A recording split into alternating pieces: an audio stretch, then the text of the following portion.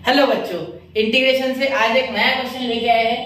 ठीक है, ये भी पार्शियल फ्रैक्शन क्या है, integration of 1/3 + 2 sin x + cos x। ठीक है, बच्चों को पार्शियल फ्रैक्शन टफ लगता है एक्चुअली, लेकिन है नहीं।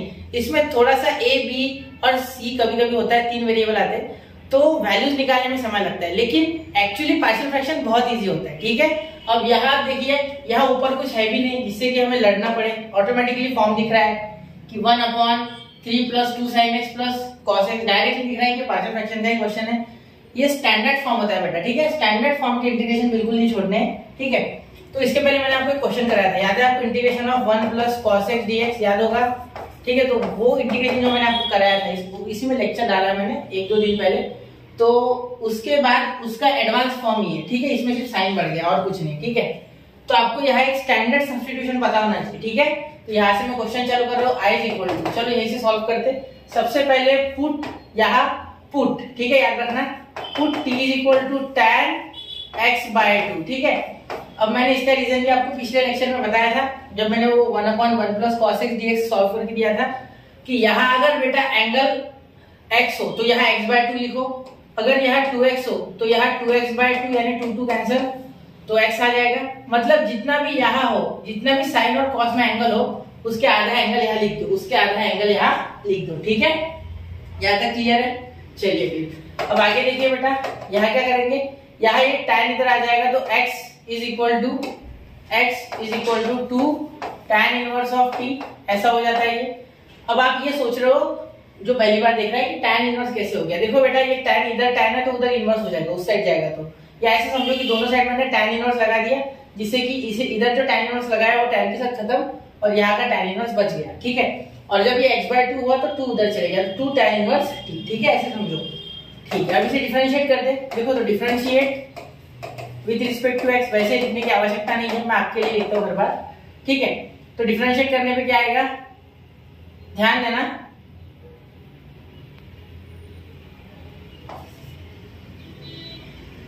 dx/dt = differentiate with respect to t। ठीक है, तो यहाँ डिफरेंशिएट t से करोगे आप। ठीक है, तो क्या हो जाएगा, dx/dt = 2/1 + t²। ठीक है, अब आप बोलोगे सर ये क्या कर दिया आपने, ये tan इनवर्स t से भी डिफरेंशिएट किया, हर बार t से डिफरेंशिएट नहीं करते, हर बार तो आप x से कर दो। हाँ बेटा, लेकिन ये एक स्टैंडर्ड फॉर्म है, इसे करने की एक स्पेशल प्रोसीजर है। ये प्रोसीजर अगर आपको याद हो गई तो क्वेश्चन बड़ा ही आसान है। ठीक है, यहाँ अपना कुछ नहीं करना है, जो ऑलरेडी दिया गया रटा रटाया क्वेश्चन रहेगा वैसे सॉल्व करना है। ठीक है, चलो, और अगर कोई क्वेश्चन इस फॉर्म में नहीं है तो कभी कभी आ जाता है इस फॉर्म में, तो वो भी आपको समझना चाहिए कि कब आएगा। वैसे क्वेश्चन भी मैं आगे लूंगा। ठीक है, टेंशन मत लो। तो 2/1 + t², क्योंकि integration of tan inverse of t यानी tan इनवर्स ऑफ x क्या होता है, 1/1 + x²। ठीक है, क्वेश्चन अच्छा है, लंबा जाएगा थोड़ा। ठीक है, चलो, तो आप इंटरेस्ट मत खो, ध्यान देना पूरा। ठीक है, यहाँ dt इस साइड चले गया तो dx = 2/1 + t², और यहाँ हो गया बेटा dt। ठीक है, तो dx की वैल्यू तो हमें मिल गई, तो यहाँ हो गया बेटा ये यहाँ तक खत्म। अब आगे हम sin x और cos x की वैल्यू निकालेंगे। ठीक है, क्योंकि t के टर्म्स में हमें वो भी लाना है, तो यहाँ देखना sin x जो होता है, ठीक है, इसकी वैल्यू हो जाएगी आपकी 1 -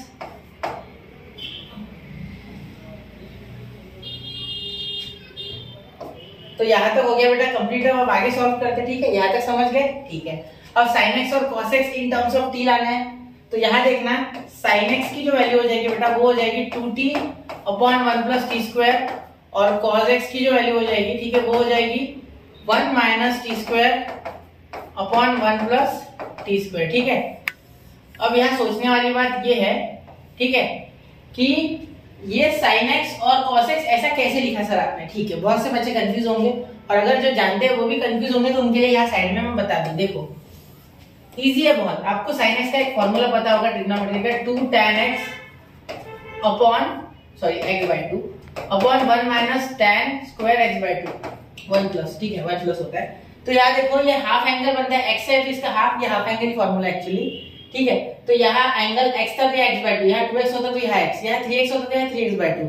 ठीक है, तो ये tan x/2 की वैल्यू देखो क्या है, t, यह लिया मैंने, देखो ये t है, तो ये रिप्लेस कर दिया मैंने, यहाँ t² बन गया, यहाँ t बन गया।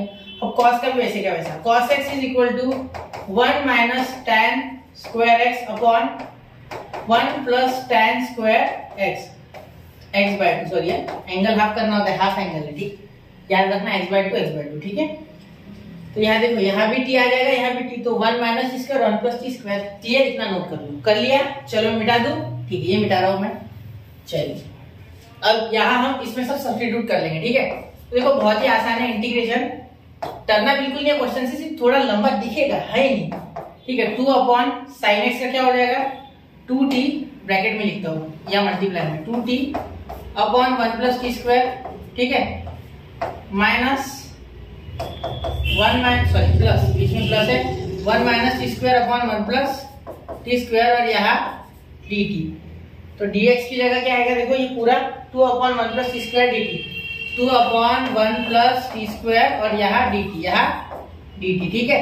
चलो अब अगर आप आगे सॉल्व करोगे तो यहाँ आप क्या कर सकते हो, देखो ये दोनों टर्म्स तो सेम है, एक साथ आ जाएंगे, ठीक है, डिनोमिनेटर सेम होने के कारण, डिनोमिनेटर सेम है इसलिए ये साथ में आ जाएंगे, लेकिन ये 3 हमें कुछ प्रॉब्लम दे रहा है, ठीक है। चलो इसे भी सॉल्व करते हैं। देखो यहाँ क्या हो जाएगा, i इज इक्वल टू, ध्यान देना थोड़ा, क्वेश्चन अच्छा है, समय लगाऊंगा मैं इसमें अच्छा खासा, ठीक है। तो ये एक साथ आ गया, तो यहाँ ये 3 बच जाएगा, तो ये 3 के साथ क्रॉस मल्टीप्लाई कर देगा, देखो ये दोनों सेम है तो एक साथ आ जाएंगे, ठीक है। फिर ये इसके साथ क्रॉस मल्टीप्लाई, तो 3 into 1, मैं नीचे का लिख लेता हूँ पहले, इंटीग्रेशन देखिए, ऊपर तो सिर्फ 1 है ना, हाँ 1, और इधर है 2 अपॉन 1 प्लस टी स्क्वायर और यहाँ dt, ठीक है।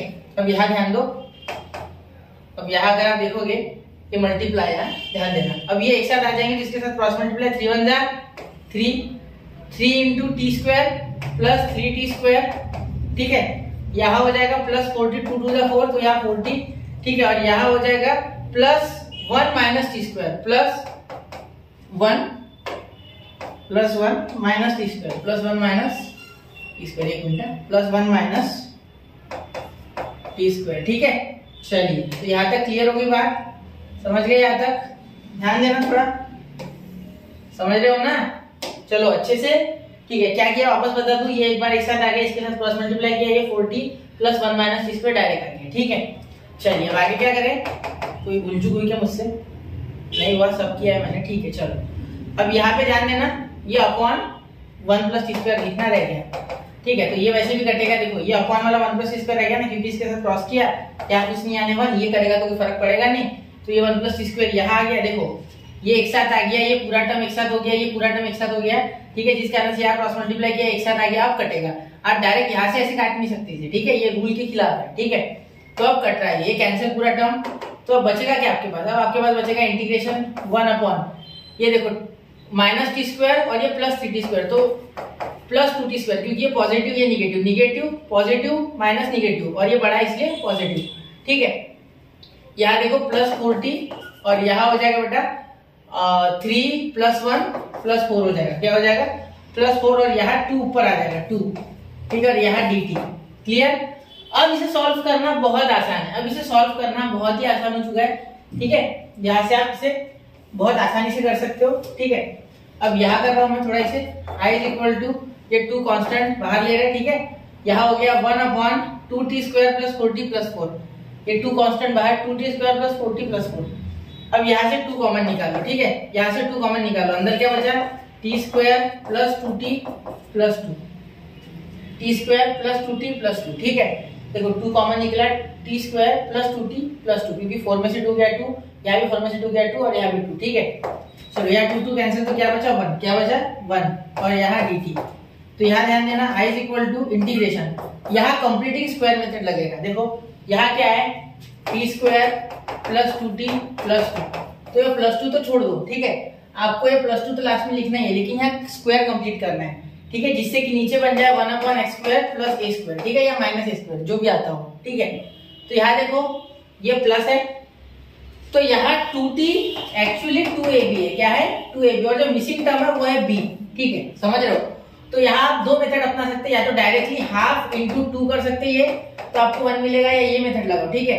और a की बात करोगे तो a तो बेटा t है ना एक्चुअली, तो a और t कैंसिल, ठीक है, यहाँ से b बचा, ये 2 2 दोनों साइड कैंसिल, तो b 1 आ गया, ठीक है। तो एक बार हम प्लस 1 माइनस 1 ले लेंगे, ठीक है, तो यहाँ ले लेंगे t square plus 2t plus 1 minus 1 plus 2, ठीक है, ये आपका यहाँ आ चुका है, यहाँ तक आप पहुंच गए। ठीक है, अब यहाँ ध्यान देना, थोड़ा सा इसे इधर खींच लेते, जगह चाहिए हमें। ठीक है, तो यहाँ आ गया i इज इक्वल टू, ध्यान देना यहाँ t प्लस 2t+1, ठीक है, ये actually a square plus 2ab plus b square, तो t प्लस 1 का होल ब्रैकेट स्क्वायर, तो यहाँ इंटीग्रेशन ऑफ 1/t प्लस 1 का